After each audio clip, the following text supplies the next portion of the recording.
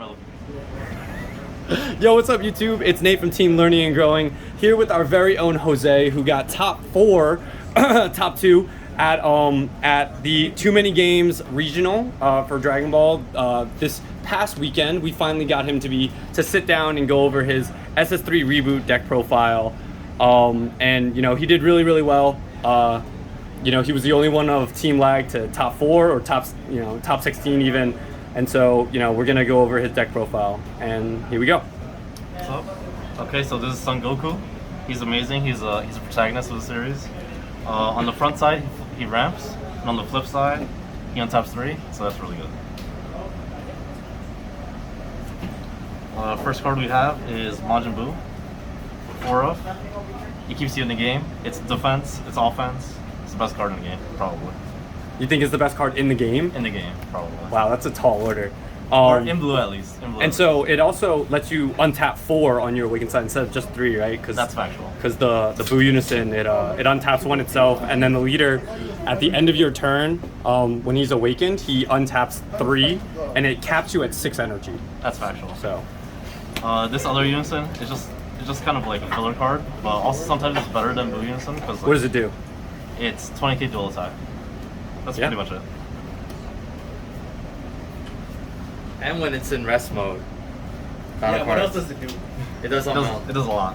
It does a lot. It does everything and your taxes. Everything and your taxes. The pan I feel like is necessary because in some matchups you really need to awaken fast to pressure them early enough where you can kill them, and pan kind of helps you do that. So it takes your life. Self-awakening too. It also bounces back to your hand so you don't lose that mental power. I play Vegeta super combo. I like the draw power.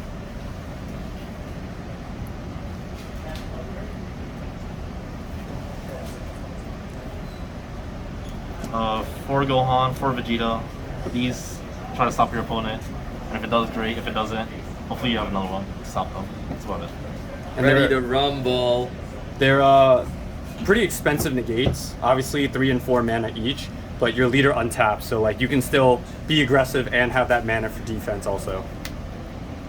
Vegeta Interceptor, godlike card. It's your pressure piece, it's your removal piece.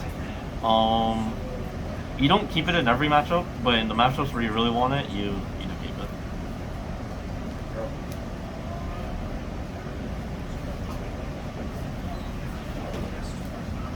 it. Two Android 18. It's a value card, but also it attacks for 20, and 20 is a good number to attack with.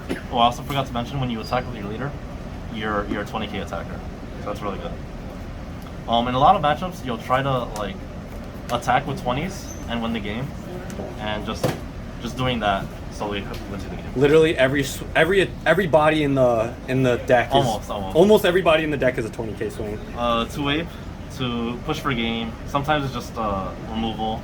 Sometimes it's just like a big tempo swing, and it's a good card. 2 Miraculous. It's mostly useful for being a barrier threat because there's a lot of removal right now except for barrier. So having a threat that sticks is really good. It's a triple strike. Also. Barrier deflect. Barrier deflect, triple strike. Right, Honestly, if it did nothing else besides saying barrier deflect, triple strike, that'd be enough. This is one of Goku that recycles Unison. I really wanted to keep it in the main because Vegeta SER really messes this deck up a lot. You commit a lot to the board, and then when they Vegeta SER your Buu Unison or your Miraculous away, then like you want to recover from that, and this helps you recover. Hatch, best SER probably. 3 God Sealing. Did you ever feel like you needed 4? Almost never. Did you ever feel like you needed 2? Yeah, I sided it out a lot of times. Some matchups you just side them all out. It's hard to explain, but like let's say U7, if it's just 1 mana, if they're playing 1 mana threat, it could be God Sealing, but like the bigger threats can't be God Sealing, so you might as well just side it out, I think. For Calamity, it's draw, it's filter. It's kind of like a filler piece. It's a very easy side out card. In some matchups you'll keep them, like against Weenie Rush, you would rather just like keep them and then summon them and swing at Weenies. But otherwise, it's more just like a value card. The blocker text is irrelevant, right? Yeah, I always swing with it if I can. Now for the Now for most extra useless, the most useless card in the deck, right? I guess. Sensu Bean. I played in Team Wars, and my teammate was playing no cooler, so he needed Bean. I didn't really need Bean that much, so I just took them out the deck, and I won all 3 games in Team Wars, so it's cool.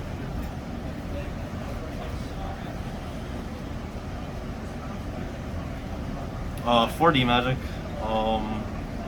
You want it for when they are pushing through your floodgates, or for that last bit of defense on their turns. 3 token negates. This is actually really important to 5-4 yourself, and even when you have a floodgate, if they're trying to like double strike you for game, it stops that, and obviously the blocker is good too. The last card is Beerus Realm. Use it on defense for a ton of value. It's a ton of combo power. Or even sometimes on offense, you'll use it to remove a threat, but that's pretty rare. All right, and now we'll get into the side deck. So obviously your side is really important. How much did you feel you like went into your side this weekend? Obviously it was a best of 1 pre-side format with 9 rounds. So like how impactful, like how often did you like side 3-4 plus cards out into your sideboard? I sided like at least 6 cards almost every game. Really? Okay. So let's go over them. Okay. So East Kai, this is really good for like blue or yellow. Whenever they try to play battle cards on your turn, like this is really good. And it gives you a turn 1 play. Yeah. This is kind of like counter side against like Tyrannical Blow and like Koitsukai's. This just gives you a different like defense for when like your opponent is trying to stop your floodgate with like Koitsukai or like cooler counter, things like that. That has every keyword in the game: deflect, barrier, blocker, revenge. Literally every defensive keyword in the game. This is for blue and yellow mostly. You force a bunch of value out of your cards when like you ape some of their cards. So like you'll just ape a riposte and be able to get a swing through, and because everything in the deck is a 20k, You force them to respond to it. Yeah, you force a lot of combo power. That's really strong in and of itself. 2 God Slicing. This is for like floodgates. What does it do? Because I don't know. A lot of people might not know what this card does. This counterplays 4 or less. It bottom decks the card instead of it being played, and you draw a card. It's really good against like floodgates. The big part is that you can free play it by discarding 2 cards out of your hand as cost. It's not always 2 mana, and I think that's like one of the really big selling points of the card. Yeah, that's pretty handy. Against like Vegeta Interceptors, this is actually really good too, because They commit 3 mana to it. yeah, but then they can't just replay it. Unlike if you God Sealing it. If you God Sealing an Interceptor, they can replay it, or if you God Sealing Topo, they can replay it. But with this, it gets bottom decked, and like that's really good. You force them to have another one. Fourth copy. This is really good. Dirty Burst. This is for like U7, even though most of the time you don't need it because Buu usage just stays alive, and you just neg one whatever big bomb they have instead of using Dirty Burst. But it lets you play a little more recklessly, I guess.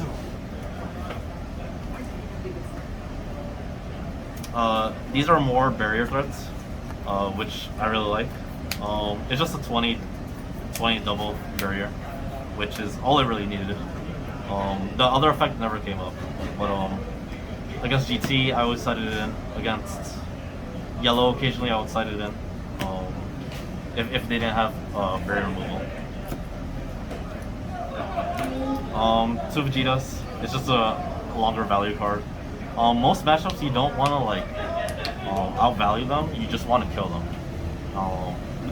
But in the matchups where you can just try to outvalue them, this comes in, and it's fun. It's just a draw 4. Yeah. 6 mana draw 4, 30k blocker. Yeah. So how, like, what would you think was the MVP of the tournament? What card do you think were like really the big MVPs? I really like Ape. Blue Unison is like just pivotal to your game plan. Mhm. Like without Blue Unison, the deck probably doesn't function like nearly as well. Interceptor is really good. The Floodgates are always really good. Pan was really good. Pan might be the most important card because it accelerates your game plan that fast, and once you get there, you get there. Yeah. Well, you know, congrats on the top 4. And you know, we're gonna be seeing you at Otakon. We're gonna be seeing you at Nationals, hopefully, now that you got your invite. And you want to do any quick shout outs before we end this video right here? Shout outs to Team Lag, you know, the team. Learning, we played tested. growing. We trained a lot for this event, and I'm proud of All right. our training and stuff. All right, peace out, man.